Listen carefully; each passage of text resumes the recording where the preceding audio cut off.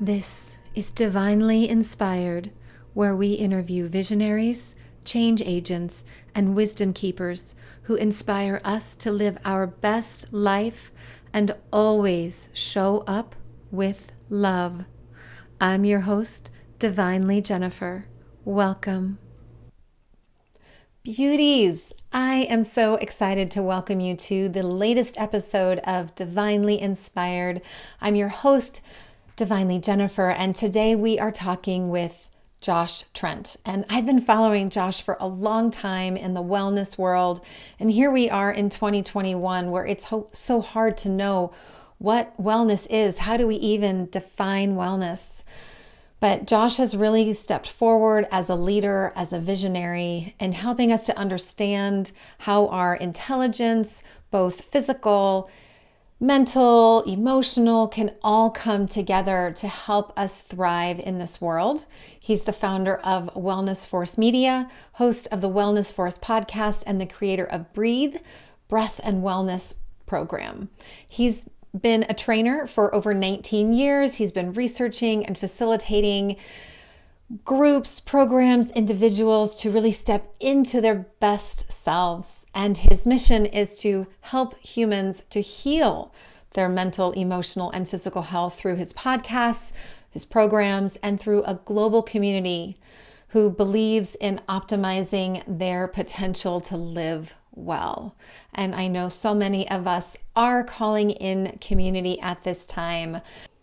So before we get started today, before I cut over to the interview, I just want to take a moment to say Josh and I go deep in the interview, and this is perhaps a Josh you haven't seen in the past. I know for myself, I really felt like I was taking a lot of risks and getting kind of vulnerable in the things that I was asking him, but this felt like the information that was just begging to come down from our highest selves. So thanks for going a little woo-woo with us, a little into the void, into the deep. So grateful to have you here. If you have any questions, please leave your comments down below. You can always reach out to me at hello@divinelyjennifer.com, and I will be posting Josh's information below so you know where to reach him. So with no further ado, here is the latest episode of Divinely Inspired with Josh Trent. I am your host, Divinely Jennifer. Thanks so much for joining us.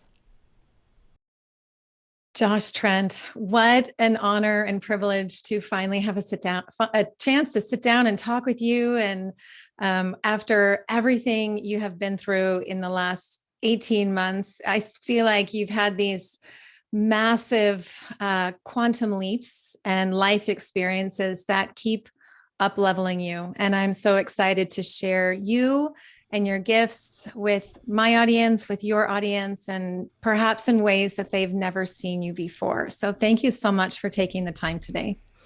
Oh, you're so welcome. And thank you for showing up. Your persistence and just your presence has been amazing. So I'm excited to see where this goes. Me too. Well, let's get going then, shall we?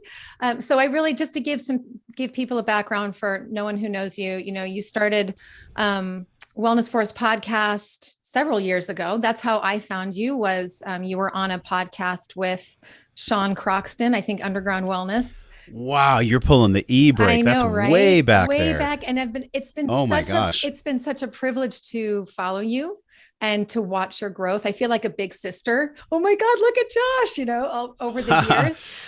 But tell us, so how and when was Wellness Force conceived and birthed? Way back when? Well, my background, I was a trainer for 10 years. So, 10,000 hours with clients. And then of course, before that, there was multiple heroes journeys. But by the time I got the courage to buy the URL and try and really make an effort to transform my training practice into something more holistic, more wellness focused, I was really going through yet another dark night of the soul. And so it was around 2010 that I bought the URL. I really didn't take it seriously until about 2012. And then I actually put it on a little shelf and I just let it rest there because I had to build up the courage within myself to know my value and my worth. So it wasn't until I got fired from a corporate job, because I had gone back to the path of perceived safety, working in a corporate environment, thinking that if I just had enough money that I could rest, but my soul didn't let me do that. Every day I would go to this corporate job and I would really commit spiritual suicide every day, knowing that I was destined for something else, but showing up for a job that gave me that perceived safety. And so I got fired in late 2014, and I had this moment on a golf course where I was on my knees crying.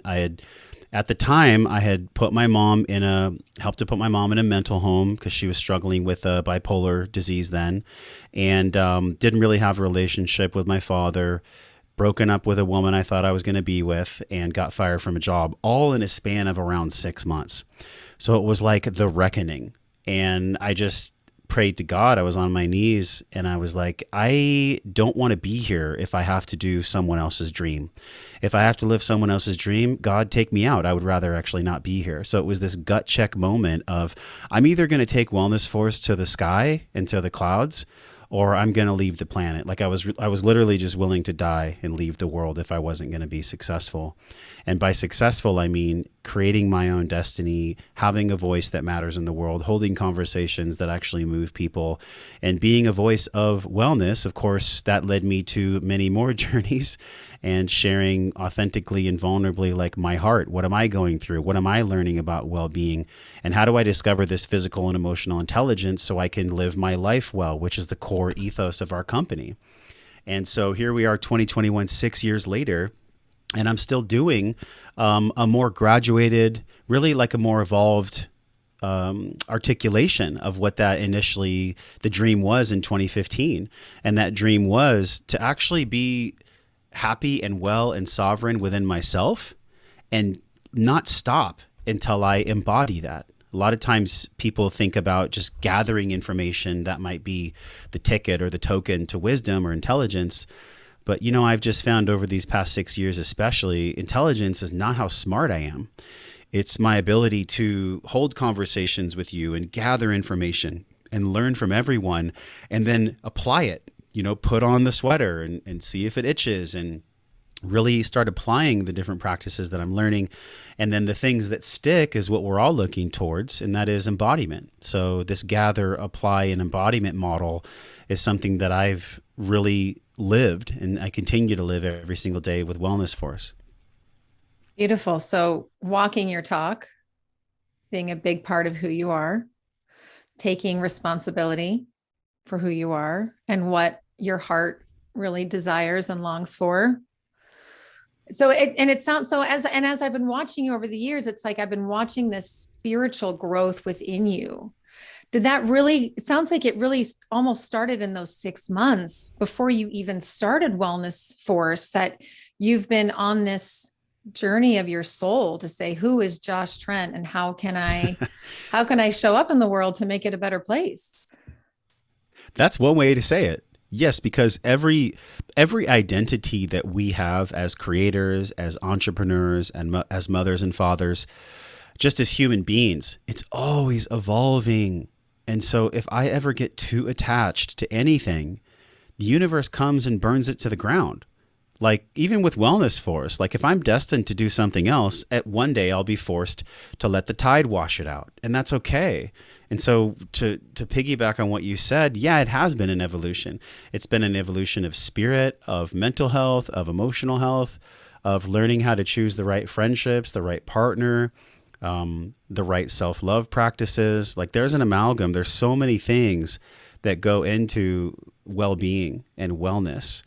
To live well is something that it is a practice.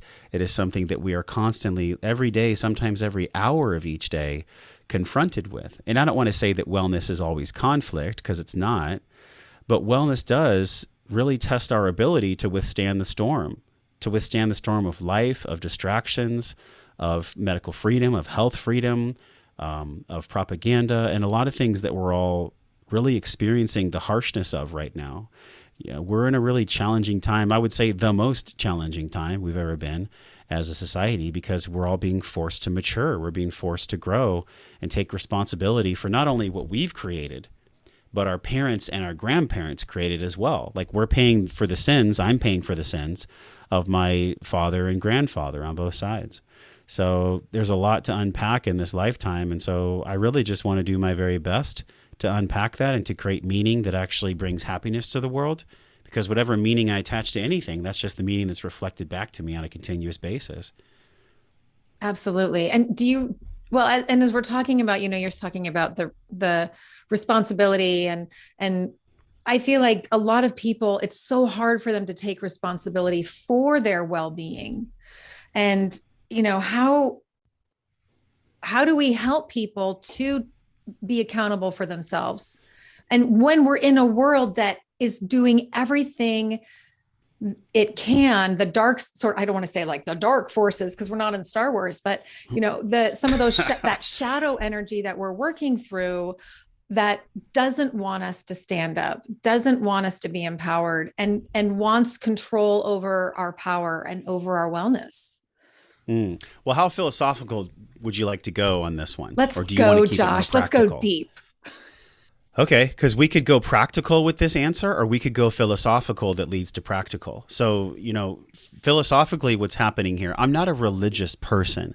I think that everyone can worship whatever God, whatever deity, whatever energy they want, as long as, and this is the caveat, as long as they're showing up more loving along the way. As long as their religion or their beliefs don't divide people, don't hurt people, and don't place people in boxes to where they can't grow, well, then I'm all for it. So the reason I gave that pre-frame is because there is a passage in the Bible that is so powerful, and it hits on exactly what you're saying. And it's Isaiah 45:7. And in Isaiah 45:7, the word of God says, I, the Lord, create the dark and the light. I, the Lord, create good and evil. I, the Lord, do all these things. And so if you really just let that sit for a second, literally in the Bible, and this is the King James Version, which I believe is the only true version, and who knows, many of these versions have been adulterated by the mind of man. But if you really feel into the energy of what that passage is saying, it's saying that love and fear, dark and light, good and evil exist in a duality of singularity. So if all is God and God is love, well then God, as God says, is also evil. And that's very challenging for people to accept. I mean, that will just bust the seams on many people's books, because if God is love and God is also fear, and God is light and God is also dark, then we have to take ownership for the dark parts of ourselves that are made in the image of God. And I don't think that God wants to hurt people, or that the omnipresent high intelligence that controls and really governs and loves all things wants to hurt people. But I will say it is fascinating to me how many things I have had to uncover about myself that are evil, that are fearful, that are not loving, and that are not accepting. And so that's really where we are in your question. And that's the initial answer to your question. How do we live life well? What are the ways we can hold ourselves accountable to our well-being and to wellness itself? We have to get serious about looking in the mirror, about knowing and understanding, and this is the key, learning to love the dark, nasty, evil, vicious parts of ourselves. Because those parts of ourselves are actually fed by our own anger, by our own shame, and by our own resentment. So when I look in the mirror, either, subjectively or objectively, if I'm not happy with what I see, and I am shameful about what I see, or I hate how I look in the mirror, or I hate something about myself, all I'm going to do is just give that to other people. That's the core of your question. The accountability to well-being starts with us taking an emotional inventory of who and what we are, and who and what I am today, God willing, will be totally different than who I am in 2022. And so it's this constant evolution, Jennifer, of emotional inventory. And I have some practical practices for that if people are still listening and they weren't offended by the God comment, then they're still sticking around. But I think they feel my heart in what I'm saying. And again, I'm not a religious person. This isn't something where I'm trying to push religion down people's throats. The starting place for accountability is looking in the mirror of who and what we are in the current moment, and then being honest and really being courageous enough to see what parts of ourselves we're not loving, we're not accepting, and that we still hold judgment towards. That's the beginning of the whole thing. It's self-awareness. I love that so much. And yeah, I think people will still be listening because you're touching on something that's so integral to all of us. And that is our shadows. and loving ourselves for our shadows. I've been studying the gene keys for about a year now, and it's like personal development on crack. I mean, but the whole point of it Yeah, is that it's only through our shadows that we can reveal our greatest gifts. This is how we reveal our greatest gifts and how we can be of service to this new world, this new paradigm of love that we are sure. creating together. And I feel like has already been created. It's simply a matter of us actually opening our eyes to it. That's kind of the joke on us right now is, oh, we're Hmm. not waiting for something in a year, 6 months, 5 years. Like suddenly we're going to wake up and it's going to be a different world. It can already be a different world for us right now in this moment. I love what you're saying, and we have to be cautious because it's not a light switch. Awareness and self-love is not a light switch that we flick where we wake up one morning and we're like, I love myself. Nope. It's not that easy. It's simple, but it's not that easy, right? And so simplistically, like the same way that you love your children or you love your pets, you can't always explain it. It's a feeling it's somatic. It's in your heart chakra. I remember the first time I held my son and I looked into his eyes, I really understood what God was because it was something way outside of myself, something that I couldn't necessarily put into words. But when I looked into his eyes and I felt his soul, that was God. That was higher intelligence. That was like the supreme being, the higher intelligence that we're all mystified by. And that's the other thing on top of what you're saying is like, yes, there is a pathway, there is a graduated staircase for self-love, but along that path, I haven't seen anyone, nor have I felt it myself, ever be able to have the courage to walk that staircase without having severe moments of connecting with God because of pain. I just haven't had it. I don't think it's necessary. I don't think it has to be that way, but I haven't met anyone that hasn't been so humbled where they literally have to ask outside of themselves for grace. They have to ask outside of themselves for something bigger that can support them and nourish them and love them on their own path. I feel like I just need to take that in for a minute because it's so true, right? Even no matter how high, how much we feel like we're ascending or whatever language you want to use, growing, coming into our light, coming into our gifts, there are still always those moments that turn into those are the moments when we're in it, when we're in those shadows and going, oh my God, I don't even know how to get out of this. I don't know. I'm Sure. feeling so much darkness right now. But then those are the moments if we can be open to it, we can call in those tools, call in those higher forces within ourselves and outside of ourselves where we can create those quantum leaps. Yeah. But quantum leap only comes from kneeling at an altar. And the altar isn't always prayer. Sometimes the altar is humility. Oh, So totally. if I want a quantum leap, if I want a quantum leap, I have to be willing to, in that emotional inventory I mentioned, to be humble Yeah. because the ego it doesn't always have our best interest in mind because the ego is a great servant, right? The mind and the ego are great servants. The heart and the soul is what was really given to us to guide us, but we get clouded. I read a quote once and I'm totally going to butcher it. So I'm actually just going to paraphrase it. It was something like, when we're born, we have this beautiful diamond in the center of our heart. And that diamond shines so bright because it's pure God consciousness. It's pure consciousness. And then little things start to happen. Little lowercase t traumas start to come in, or sometimes capital T traumas start to come in. And of course, we asked for this because otherwise we wouldn't be here. Our soul came to this world for a unique purpose. And for some people, that's entrepreneurship. For some people, it's being a mom. For some people, it's being a dad, whatever. Like, all purposes are divine. But we come in and we choose to come in and we freaking forget. We drink from this river, and it's in a biblical text called the Logos. We drink from the river of forgetfulness so that we can spend our lives remembering who we are. But for many of us, we drown in that river because we don't have either the knowledge, we're not supported, we don't have the capacity to swim to the surface and breathe in the oxygen of truth that we are loving divine beings. We're here to share and experience love. And sometimes sharing and experiencing love means that we go through radical pain and we go through a lot of shedding, because it's not just about us. As I said before, I'm paying for the sins of my father and my grandfather on both sides. And the masculine right now is so burdened with the sins and the wrong and the misdoings and the wrong deeds of the past. And I think at times, we all really tune into it, it's so heavy and it's so much that it can be overwhelming. And I don't judge people for turning their cheek. You know, they get to the point where they actually can take stock of what's going on and feel the severity of what's going on. And a lot of people like tuck their shoulder and walk the other way. And that's why you see sports so popular and drinking on the weekend so popular, and why men are encouraged to have three emotions, which is anger, aggression, or hostility. Like that's what's normal for the masculine. But the new masculine is something different. And I think that's what's exciting to me. And I'm tested every day.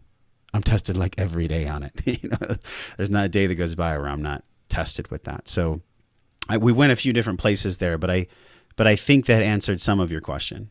It did. Yes. Thank you. And as we're talking about this, I've heard you say that since March 2020, it's been really chaotic for you, and you've had these dark nights of the soul, some chosen, going on the vision quest with Tim, who I love dearly. It was beautiful to watch him with young men, adolescent men, and channel that energy with so much love and respect, which they then channeled back to him. Or to actually be up at Headwaters and see someone come back from a man come back from a 4-day vision quest was incredible. However, so you've seen that in person? I've seen that in person. Yeah. Up in Headwaters with Tim. Yeah. Amazing. And then we all sit around the fire and Julie would cook a meal and it would just be incredible. Yeah. That's powerful. It really was. And even for me to see this as a feminine, that a man was willing, a young man, he was about 30, was willing to do this, was willing to face his fears and his traumas and go into the woods, and the ultimate humility, and then come back transformed because he had this new faith and trust in himself. But I have to say that in my own personal experience, there's no greater vision quest than being a parent. The minute you are holding this image of God in your arms and you're going, oh, wait, this being, who is this being? I mean, they're just love, because they are in that purity, and the babies coming in right now, they're different. You can just see it in their faces because they've worked through all that old DNA and now they're coming in so much purer. So like they're ready. Bring it, mom. I'm ready. And even my kids, some of their wisdom is just incredible. But, so how has being a father, this vision quest of parenthood, shifted your perspective around who you want to be, how you want to show up every day? You've heard the phrase, the extra mile has less people, or it's always, lonely on the extra mile. It's because no one goes the extra mile. I feel like parenting is the extra mile on top of the extra mile. It's like the second extra mile. So that's what it's brought forth within me. The way that I manage my day, the way that I cultivate patience, the way that I hold space for my partner, not always perfectly, the way that I'm being really like up leveled and shoved up the mountain by a force that's greater than me, which is God embodied in my son. That's the biggest transition, because I can flash back to when I even started Wellness Force. I did not have a clue.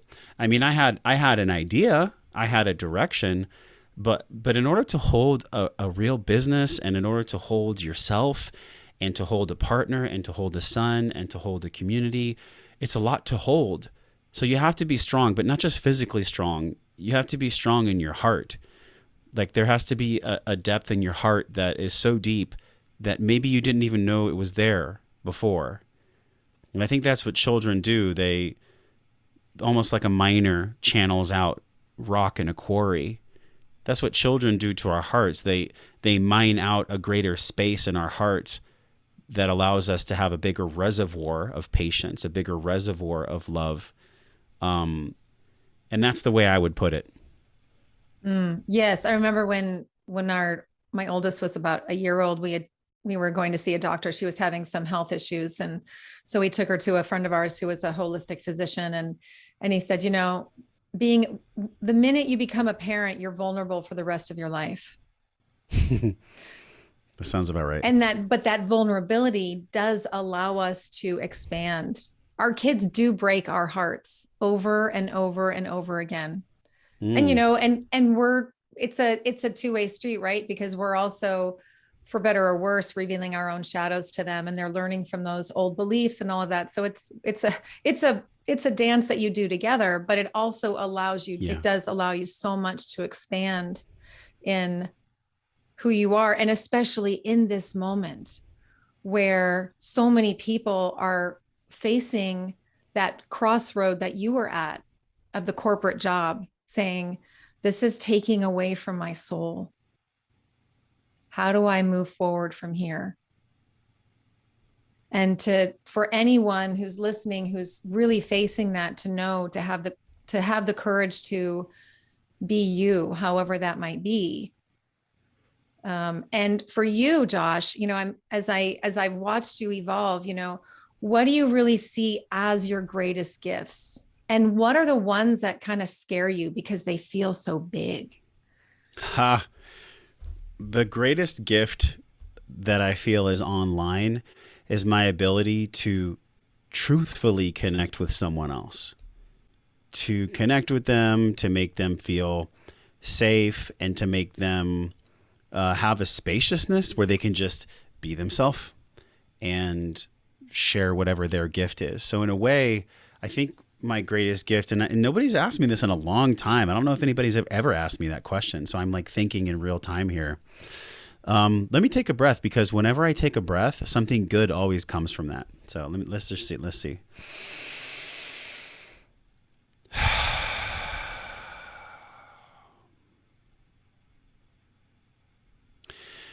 Right now, I think my greatest gift is my ability to see someone for who they really are and to nourish that in them, regardless of how they're showing up, regardless of their lower self, regardless of whatever they might be saying. And this is great practice for me in relationship with the feminine. Sometimes the feminine, I'll just use that as an example, but it's not the totality of my example. A lot of times the feminine will say how they feel rather than say what they really mean, because they're experiencing an emotion. And that feminine energy lives within all of us. It's not just women. So I've gotten to really get good with interviewing people to feel what they're saying instead of just hear what they're saying. And I think that's one of my greatest gifts, if not right now, my greatest gift. And I think right next to that is my perseverance. I have extreme perseverance. Like I just don't quit things, because I experienced what happened to me and for me in my life when I've quit. And that's a whole podcast in itself, because sometimes there can be ambiguity about when to grit down or when to quit. And I think we always know. I think our soul and our heart, if we do the work to clean that out and to sharpen our intuition, I think our soul always knows and our heart always knows to stay with something or to let something go because it's truly not of service. But that gets clouded, Jennifer. Our intuition gets clouded by previous wounding or by the ego being selfish and not wanting to experience pain. And so I think it's a twofold gift. It's like I unwrap a box, and inside the box is Josh, and he comes out in one hand and he's holding true connection and really a genuine curiosity and of support of somebody's highest version. And then also this tenacity and really deep gritting of I'm not going to be knocked off my path just because things get hard. I just won't fucking do it. I don't know if we can curse on your show. Totally, go for it. But yeah, I'm not, and by the way, for unlawful carnal knowledge, it's a very ancient word. So I've had people complain like, Josh, why do you curse? And I'm like, well, if it fits and it provides a bridge of meaning, then it's a fit. So no one's going to knock me off my fucking path. It's just not going to happen.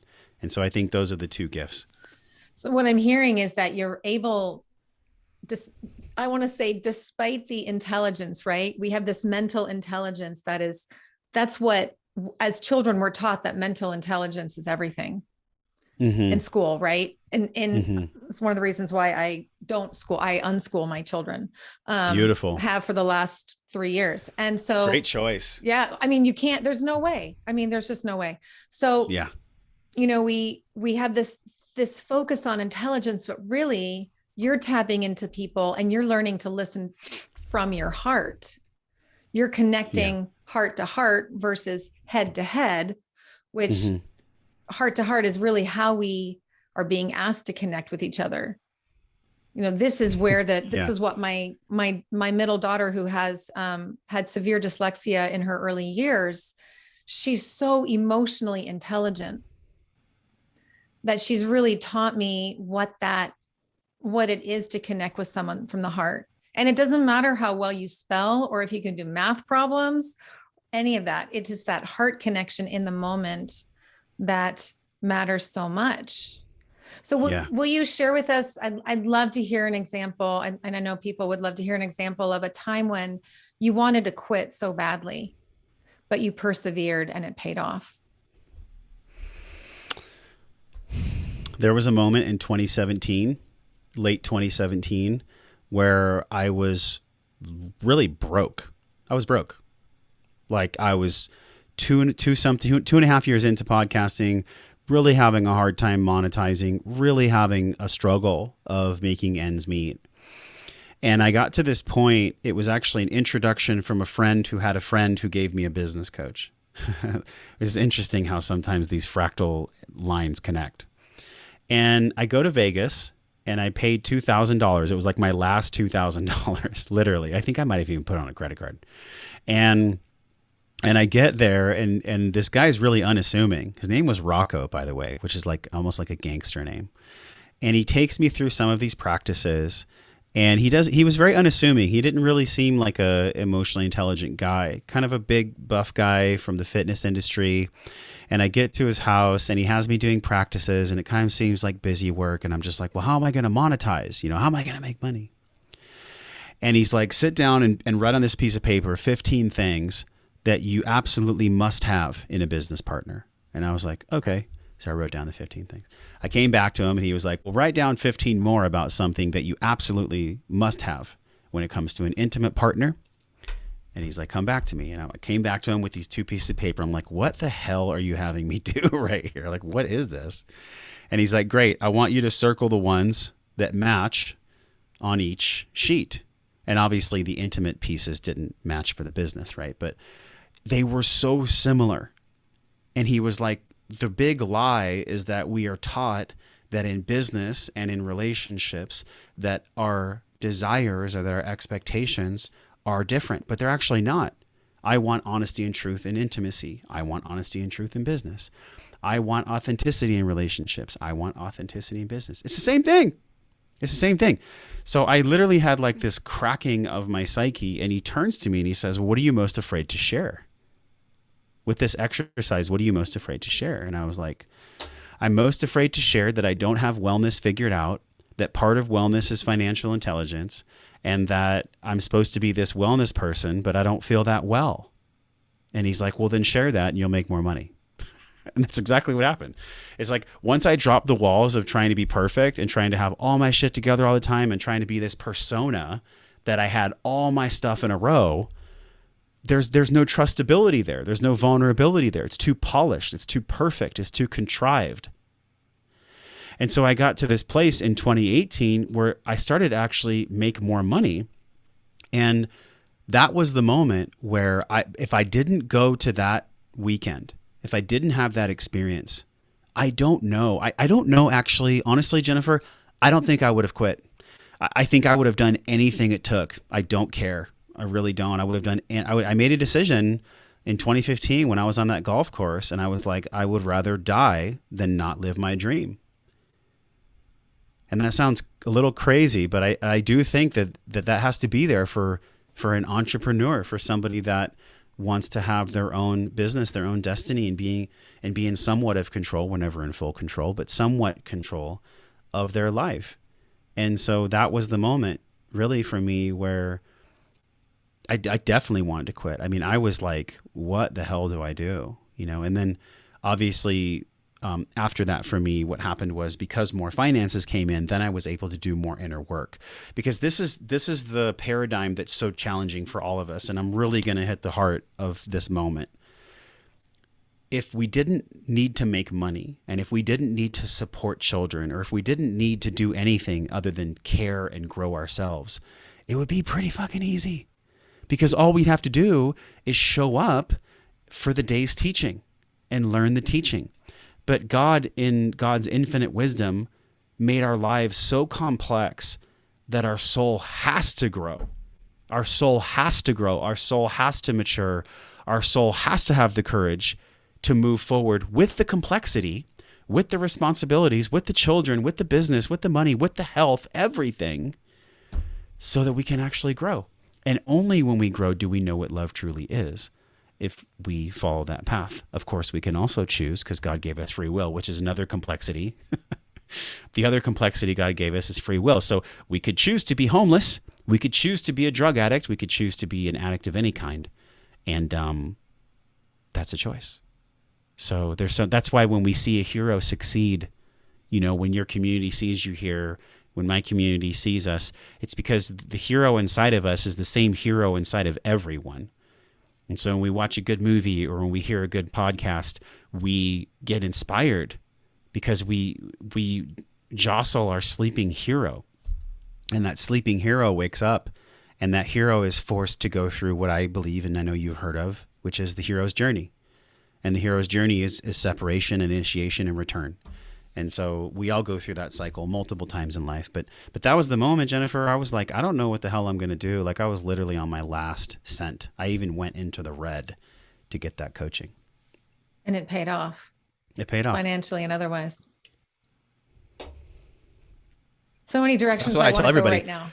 I tell everybody, like, if you're on your last thread, if you literally are exhausted, get as still as you can, do your breath work and meditate, and ask God where you need to go. Like, God, thank you for the direction. Thank you for the support. Thank you for the guidepost. Thank you. Like, thank you for bringing this to me. Even if it's not there yet, just pray as if it's there. Yeah, that's a big part of, I think, a lot of mysteries around manifestation is, number one, that you're not pretending. Okay, sometimes you have to pretend that your dream has already come true, or you've already manifested the feeling of whatever it is that you are hoping to manifest. But also that we do have, get a little spiritual here. There are so many resources outside of us to call in, from our angels, our guides, God, community, etc., that it is sometimes, it's that you're on your knees and you're going, I need help. And the universe goes, it's about time you asked. I've been waiting this whole time. I've been wanting to help you, but you have this concept that we have to ask for help as we're on this, in that hero's journey, asking for help. All right, I need help. Show me a sign. What's the first step I should take on this journey? And then taking a step, not a leap of faith, but a step of faith. Yeah. To get us to that next point. Sometimes it's a leap. I mean, sometimes it's a step. Sometimes it is a leap, right? We don't want to leap blindly. If I could go back and change anything, I would calm myself down a lot more, and I would still work just as hard. I would still do as many things. I would still produce as much, but I would love myself more. I would be more nurturing to myself in the past. Because I fell into the trap that a lot of men fall into, and that is, if I beat my own ass, if I kick my own ass, well, then I'll be successful. And it's like, yeah, you might. You actually might, because a lot of companies are built on the pain of the masculine, but it's not sustainable. It's just not sustainable. It's not a fuel source we can pull from forever. Oh, well, right. Because it's that, I love what you just said, that a lot of business is built on the wounded masculine and the pain of the masculine. It absolutely is. And yes, you're absolutely right. At great cost to the masculine and the feminine. And so here we are in this time where I feel like we are being given an opportunity to transform those paradigms, the financial paradigm, I don't even like the word business, because the etymology of it is busyness. So to think Ha. of, what are my enterprises? What are my Yeah. endeavors? How am I? And really, how are we of service? Because this is what I'm also hearing from you is that you had to follow your soul's path to be in service of your soul's path because you knew that you had this vision of the world could be a better place, which maybe perhaps is becoming clearer for you every day that you have this role to play. We all have this role to play, but you, Josh Trent, you have this role to play as a visionary, as someone who is waking up within his divine masculine, who's looked at your shadows and your pain and said, I can't, this is not who I want to be at my core. I'll use this as these are my diamonds, but that help me shine my light. But ultimately, you want to be about light and you want to be about gifts and service. And when we're in that model where our soul is out of alignment, we can't do that. It's very, very challenging to do that. Yeah. I'll never forget once on a podcast, Gay Hendricks, and I don't know if you're familiar with his work. He told me something that I had heard in a movie called Finding Joe. And if you guys haven't heard Finding Joe, if you haven't watched Finding Joe, you have to watch it. It's amazing. You'll understand the Golden Buddha once you see that film. Anyways, he said that when you're out of alignment and when you're not on your path, sometimes the universe will like tickle you with a feather. And then sometimes when you're not paying attention and you ignore the feather, the universe will hit you with a sledgehammer. And that is really good medicine for all of us because it doesn't have to be so painful. Yes, it's a given. We're all going to experience pain. We can't get away from it. So actually, let's just surrender to the fact that we're going to experience pain. But suffering is so different because when you suffer, it's self-inflicted pain. It's pain that you keep giving to yourself. And that was actually one of the gifts I got from Tim on the quest.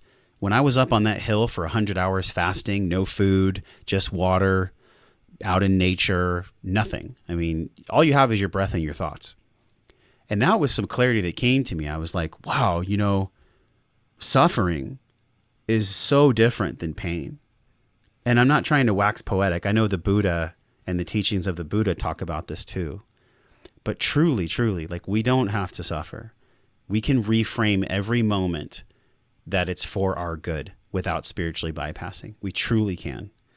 Because what I found in my life, specifically in my relationship, right? Having a child and the stresses that come with that and the different adjustments that come with that, it could be deemed suffering. It could, because every day you wake up and it's lights, camera, action. You got to take care of the baby. You got to make that money. You got to take care of your house. You got to be there for each other. But it doesn't have to be suffering. And yes, there's going to be pain in that. But to the degree that I resist my pain and I'm angry at my pain, that's the degree I suffer. That's the degree I continue to suffer. And so I don't know if we went in a tangent there, but that was really important to be said because I believe you were asking me about the certain path that I've taken, right? What was your initial question? I'm not sure if there was one, and it's all perfect. That's great. That's perfect. Well, and gosh, I'm thinking, okay, where do we go from here? So just for anybody who's listening, Gay Hendricks' book, The Big Leap. Oh, that's right. We were talking about Gay Hendricks. Yes. It has been Great. I think I gave my copy away actually. It's such a powerful book. And that really has come with me in my journey as an entrepreneur. Mm-hmm. And one of the reasons I left healthcare completely, conventional healthcare completely, is because I've always had this, healing shouldn't make our bodies suffer and it shouldn't hurt the planet. Yeah. And those are two things that are totally out of alignment in our current healthcare paradigm, where it's like, oh, if you take this drug or you take this substance, it's going to somehow heal you, but you're suffering because of it. And that to me is a cognitive and soul dissonance that I am out of alignment with. And people are waking up to that now. I mean, I've been a part of the parent choice movement for over 20 years. And so watching people now wake up as an adult and saying, I have sovereignty. and watching multiple physicians leave their practices, watching multiple tens of thousands of nurses walk away from the profession in order to be in alignment with who they are as a human being may seem like a dark moment, but to me, we are at this incredible precipice of something magical. What do you think that magic is? Ultimately, I feel like we're waking up to our sovereignty as Hmm. human beings. And this is something that is absolutely not taught. It's almost something we have to have a spiritual awakening about to understand. And what is this whole concept of what is sovereignty? It's our freedom, it's our connection to spirit, it's me being who I am so that I can be part of a greater whole. And this is something that for people who come to me for readings, the two things they're looking for more than anything are, what's my purpose? What's next for me? How can I be of service? And two, where's my community? Who's my Hmm. community? These are the two Hmm. things that people are hungry for because they feel it's so close. Sure. Yeah. It makes me visualize so many times in my life where I said no to my purpose, or I said no to that voice or that tickle. And quite frankly, I'm really grateful for the sledgehammers, even though they sucked. They totally sucked when they happened. And my comment that I'm going to say doesn't come from judgment. I want to be really clear about that. I'm not judging the people I'm about to address. It's just simply an awareness. Sometimes, for the mystery of life itself, we just don't understand why people don't make loving choices for themselves. Call it parental imprinting, call it past life, call it epigenetics. We have all these intellectual terms that we throw on why people don't change or why people don't find their purpose. And that's great because it allows the mind to understand it. But the wisdom of the heart is so much more powerful than the wisdom of the mind. The wisdom of the heart is what we all know when we hold our children, when you hold your pets, when you love someone, you don't need words. There's no words that are needed when you love someone or something. You just do. You don't have to explain it. It's like there's no reason or rhyme around it. It's just it's an all-knowing feeling that you experience. And that wisdom of the heart is truly what's under attack right now. And so, to go back to what you said, many people that come to you, they're craving purpose. They want to connect with their purpose. They have been strategically disconnected from that purpose since the day they were born. And that actually is Star Wars. Because in Star Wars, there's the dark side, and then there's the Force. There's people that use the Force for good. But guess what? The Force doesn't care. I, the Lord, create dark and light. I, the Lord, create good and evil. The Force doesn't care. The Force is the Force. Wellness Force is a force. Like, I use it for the good, but I could use it for bad, just like you could too, Jennifer. We could tap into the force of God and use it for bad. So what I'm saying is we have to honor the extremely powerful mystery that is life. We cannot always get the answers. One of the things that came to me once in an ayahuasca ceremony, I was like, why are we here? What are we doing? What is this all about? Like, what the hell's going on? And I just heard this voice back, you don't get to know. And I was like, ha, of course I don't get to know, because that would satisfy my mind. The whole journey of life is to approach life with your heart open, no matter how many times it gets squashed or hurt, or the degree of love that we give to others is our courage to open our heart even when it's been hurt before. Yeah, I was saying to my daughter, she had her heart broken and by a guy, and of course, who was a good, you see a good person who was stuck in his own family dysfunction. And I said, our heart breaks so that it can contain more love. And this is what you will experience as you grow older and older, is every time your heart breaks, you'll suddenly wake up one morning and realize how much more capacity for love you have. And heartbreak doesn't have to be bad. It doesn't have to be where someone hit you with their sledgehammer and rejected you or abandoned you or said something to you, or it can be Mm-hmm. a beautiful experience, can break our hearts too, can break us Sure. wide open, That's right. just like, you know. This is why I love podcasting, because we get to do this tennis match, and I remember a conversation I had with Mark Groves. He's a phenomenal coach. He has a huge following online. I don't know if you've heard of Mark Groves before, but he said something on a show. He said, only a closed heart can really break. Only a closed heart can break. And I was like, what is he talking about? And then I thought about it. I'm like, okay, if an energy pathway is open, like if a river is open, then it flows. The energy eventually passes and new water comes in. If your heart is open, even if it's been broken, and I liked your analogy of if it breaks, it's bigger. Even if your heart breaks, if you can do your most courageous effort to keep your heart open, God's going to bring you more love, because love is everywhere, because God is love. God is love. So as that love comes in, it starts to fill our hearts. It's our courageousness. And this is the big thing. It's our courageousness and also our intelligence. Courage and intelligence need to be married. I feel like courage and intelligence need to have a baby. Jennifer, like, I don't know what would come from that. Let's see. If courage and intelligence had a baby, that baby's name would be love. Because then we just have a bunch of intelligent people that were courageous enough to decipher who's coming at them with fear and judgment and projections and block against that, and to decipher who was breaking their heart because it was really just something they had to learn about themselves to bring to the next relationship. And they would be able to decipher the energies that are attacking their psyche so that they could let those energies go and stop with the roller coaster. And then we would just have the courage to meet all these demands and all these things. As I said before, life is very complex. So God gave us incredible complexity, and we're all doing our best. I don't want to wax poetic again. I have a book on my shelf here, and it's from Ram Dass, and I'll cap my rant by just saying this one thing: we are all walking each other home, because we're all in the process of death. You and I are dying right now, right? At one day we won't be here anymore. And can that be enough? I mean, it brings up tears in me right now just thinking about that. Like, there's going to be a day where I don't see my son. There's going to be a day where I don't see my family. And like, that's really sad. And I had to come to terms with that on the Vision Quest. Like, okay, I'm not angry that we die. I'm actually just sad that we die. And that shared sadness is where the love comes from. That's what brings us together as human beings. But we forget. We just forget. Mm.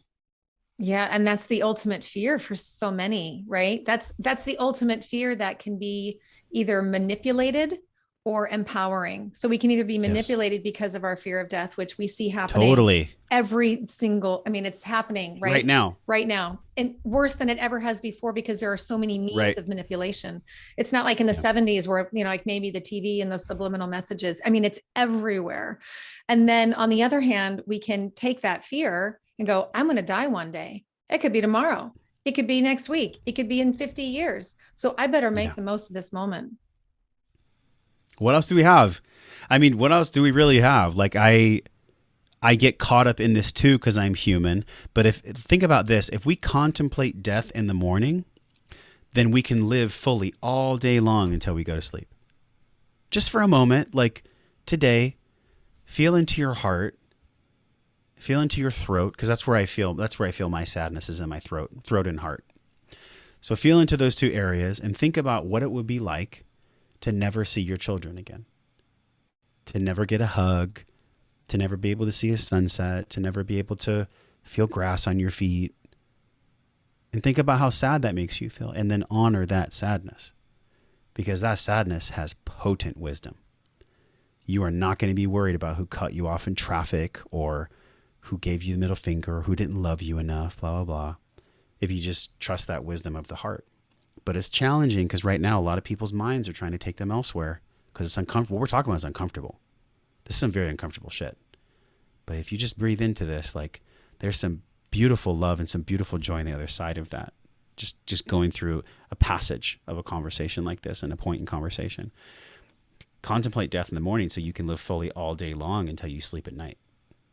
That's beautiful. And I remember, as my kids were young, I think they were maybe 2, 4, and 6 way back in the day. And I couldn't shake this grief that I kept feeling. And eventually I had to write my kids each a letter about how much I loved them and how beautiful they were. Even my little 2-year-old son he was already so precocious at that age. And I couldn't find peace until I wrote them that letter, until I acknowledged that there may come a time when they wouldn't have me as a mom on the physical plane with them. I'd be in the spiritual plane, but I would not be on the physical plane with them. And once I released that back to the universe, I wrote those letters, I was at peace again. And what I was actually feeling, what I was sensing, with every baby, I became more and more intuitive. And what I really knew was that it was my marriage that I was grieving. I felt my marriage dying. And one of the things I love about astrology so much is that it teaches, in our divine natal blueprint, is it teaches us that death is never a brick wall. It's a doorway to a new beginning. And if we can, and it might be something, and we have to have so much faith and trust around what that might look like for us, whether that's death of a marriage, death of a business, of a company, or a natural ending that we were talking about earlier, those natural endings. When do I persevere? When do I not?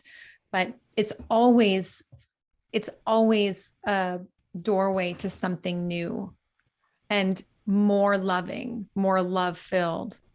So long as we are coming from, sometimes it can be a painful new beginning if we're coming from that place of fear. But if we're in that place of deep divine love for ourselves, for our children, for our loved ones, for the earth, whatever it might be, then when we step through that light, through that door, there's just more love than in that moment before the death that we wouldn't have been able to see.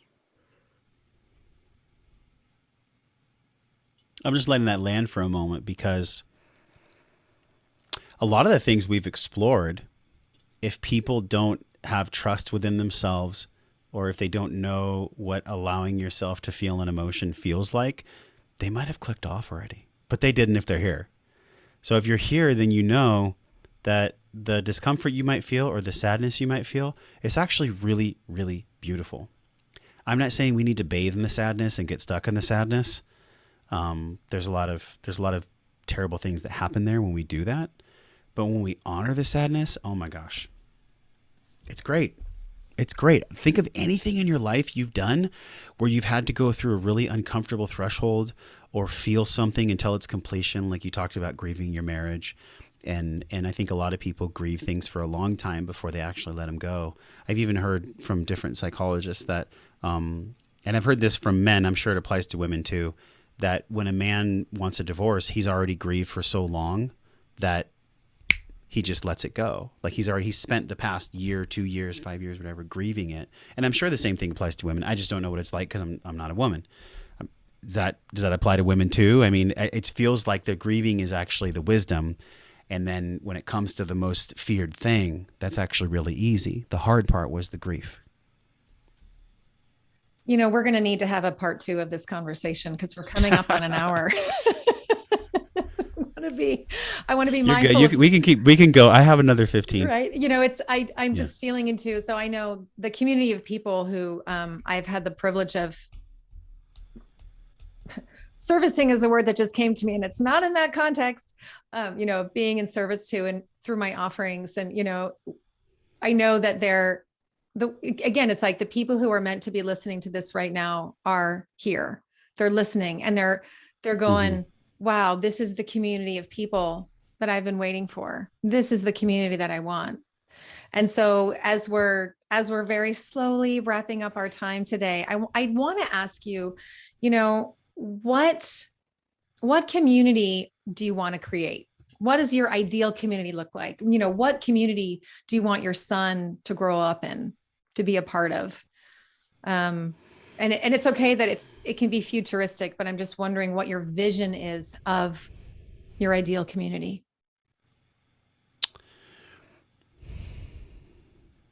It's difficult to say what community he will be in, but my desire for him is to be in the community that I'm representing for him. And that is a community of people that are very curious. It starts with curiosity. And it's an overused word because curiosity disarms being right, having to know, having to be in control, having to have safety, all that stuff. It's just like, It's literally like the tide in the ocean that comes and just knocks all that off and sucks it back out to the sea. None of that stuff means anything anyways. What really matters most in a community is the emotional intelligence to be curious. And that is hard. That is hard. With what's going on in our world right now, where it's an obvious propagandized attack on people's psyches, where their ancient brain, their brain stem, their amygdala is being hijacked and they're being controlled to put jabs of chemicals in their body against their choice. Are you fucking kidding me? Like, pretty challenging to be curious in a situation like that. But that's the work, right? And so I had a guy on my show recently. His name is Ben Stewart, and he produced the series The Psychedelica on Gaia. And he shared with me something that another person had shared, and he's like, if you can just see the world through someone else's eyes and just be genuinely curious about these people, like the people that are like putting their fist in the air for everyone to get injected, there is some kind of fear inside of them that is looking for order. There's chaos inside of them that's looking for order. So I'm not safe unless you're safe. It's a fallacy. Look at any spiritual teaching ever made. I'm not safe unless you're safe is not logical, and it's a fallacy. And of course, we could intellectualize this to death. That could be a whole podcast on what I just said. But the objective truth is there. The objective truth is that I'm only safe in myself when I'm safe in myself because I do the work to be safe in myself. Not because Jennifer's safe. If you're safe, great. I love that you're safe. It doesn't make me safe. It just doesn't. So that's the kind of community I want him to be in. I want him to be in a community where there are people that are starting with curiosity, having conversations, having growth, having like the experience of life with an open heart, the courage to have their heart open. And then this is the most important one. I mean, they're all really important, but this is the third piece of that community. Having the courage when you've been hurt, when you opened your heart and it got rocked, having the courage to go back and share and be like, hey, I had to close my heart because I was really hurt. And this is really what I want to create in the world. That little piece of vulnerability to come back around to the well and circle the wagon after you've gotten your ass rocked to the ground. That is the kind of community that I want to be a part of. So curiosity, open-heartedness, and the courage to come back around when we've closed our heart. Any community can be built from that. Oh my God. You could have any subject, any leader, any community. If you instill those three values, curiosity, open-heartedness, and the courage to be vulnerable, I don't care what community my son is in as long as it has that as its guide. That's beautiful. It really is. And yeah, and how, again, the children are such great teachers for us in that lesson, in the courage, in the adventure and curiosity, if we are able to allow them to keep it open, which I think more parents are waking up to as well. They're recognizing that, again, these systems that we have in the world that have been created supposedly to give ease to people are not necessarily in service to our highest selves. And so a lot of parents are saying, okay, I want to teach these lessons to my children myself. Yes, but nothing's free, right? So just because something's easy for you doesn't mean that it wasn't challenging for someone to give it to you.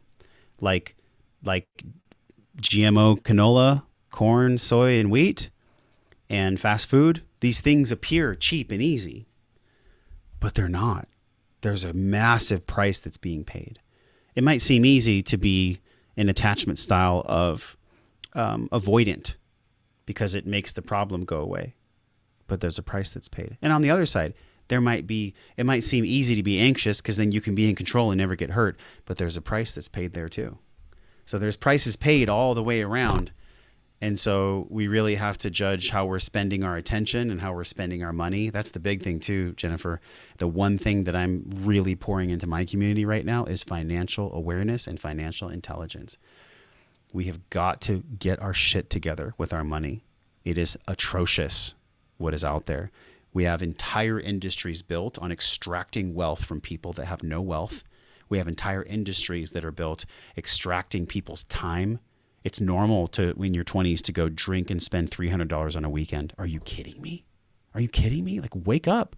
Like, seriously, wake up for the people that are doing that. Stop it. You are killing yourself slowly. So, kind of a soapbox there, but I think you feel me.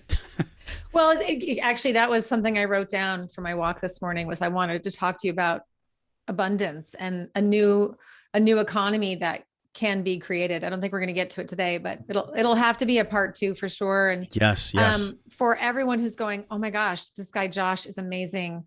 How can I work with him? Where can I find him? Thank you. Yeah, if people are in the curiosity that we talked about and they really want to have a starting place, start with your morning. You know, I talked about contemplating death in the morning and all these things. I think all of us, we need something practical. So from my 400 plus interviews, I created a 6-part morning system. In this system, a lot of people create systems. A lot of people create morning systems. This one actually works. I've tested it myself. I've had thousands of people download it, and you can get it. It's at wellnessforce.com/M21. It's the morning 21 system. All the things that Jennifer and I have had this cool tennis match riff about today, they're practically applied in this guide. So you can get some practical wisdom for you from all the people I've spoken to. I boiled it down. I'm like, what are the 6 things that really matter? These are the 6 things that really matter. And I actually guide people through breath work in there as well. So it's wellnessforce.com/M21. And then there's all the things in there to get involved with our community and really to share, right? This is about sharing. There's no such thing in business, and I feel like it should be more like sacred commerce is what we should call it than business. In sacred commerce, you're not really selling anything to someone that doesn't need it or that soul isn't being called to it. So if that resonates, then download the guide. It'll really help you. Well, thank you. And I'll be sure I'll put that link in the bottom in the description of the video and also on the screen itself. What is next for Josh Trent? What's next for Josh Trent is doing a lot more direct to camera, a lot more teaching, a lot more instructing. I've been getting that a lot from the community where they're asking me tons and tons and tons of questions. And the only program we have right now is our Breathe, Breath, and Wellness program. You can find that at breathwork.io. So that's my only program to serve our community. And so I've been feeling the call of that. And so I'm putting things in place to build for 2022, a place where people can go and show up and be curious and open their hearts and have the courage to come around when they close them and really share practical wisdom so that people can deal with the monstrosity of what's coming at them right now. Like it is your and my responsibility to do that. Not because we need to be on a pulpit teaching, but because who else is going to do it? Who else is going to do it if we don't do it? So that's what's exciting me right now. I love it. And if you had one final message for the people watching today, for people listening to this who've made it through, whether in one long, oh my gosh, I can't believe I've just taken this all in moment, or in a few chunks here and there, because it was just so much divine wisdom and divine inspiration, what message would you want people to receive from you today?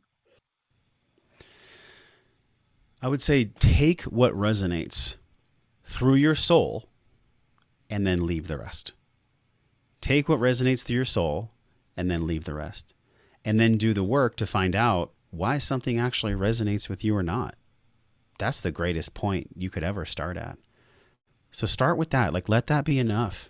Let just that one point be enough and then begin from there. And you never know, you'll be so excited what you start gathering, what you start applying, and then what you'll embody along the way.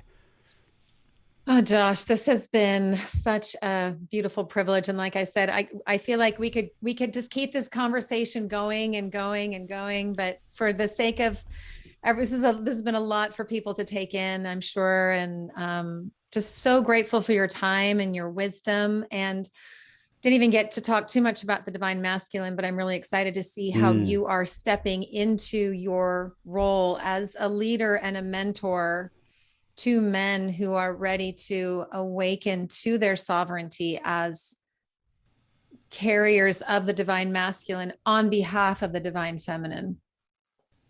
That we can all come together in that. So I'm really looking forward to seeing how that all unfolds for you. And I'll certainly be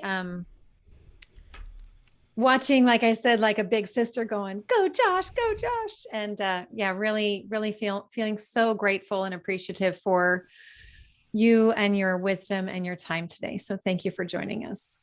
Thank you, Jennifer. This has been divine. Divinely Jennifer. Thank you. All right, my loves. Wasn't that amazing? Josh is such a beautiful and inspiring human being. And I really so appreciated his willingness to go deep, to be vulnerable, to talk about some of those shadows that he has turned into gifts. And really, that's all we can ask of ourselves as humans, right? Can we transform our shadows into our gifts as our very special way of making this world a better place? I encourage you to follow Josh on social media. Definitely download his morning system, and you'll find the link for that below. As always, if you want to book a reading with me, you can do so at www.divinelyjennifer.com, where we explore your divine natal blueprint so that we can shine a light on your best self and also the ways to support your health and well-being naturally. It's been such an honor to have you here. Thank you for making it all the way through. And I know that was a lot to take in, but I feel so blessed to be a part of this incredible community of souls who is feeling inspired by others to make this world a better place and to create a legacy for ourselves and for our children that we can be proud of and know we have done our best. Always from a place of love. I love you. Thank you for joining us, and I will be back the next time. This has been Divinely Inspired. Our guest today was Josh Trent, and I'm your host, Divinely Jennifer. Have a beautiful rest of your day.